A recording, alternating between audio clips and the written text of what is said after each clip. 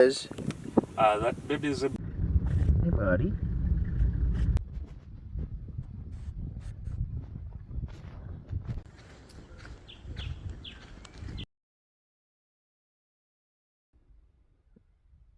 This is our final day at Botswana.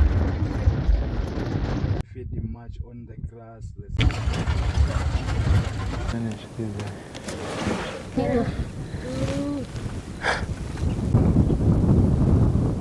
Because when they are born, they are really tiny. Most of them, they are having horns, which simply...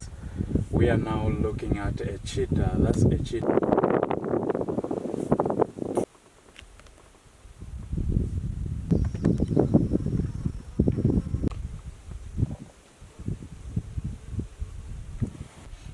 Okay, we are now looking at the side. But then these ones, we have got only 2 species. So these...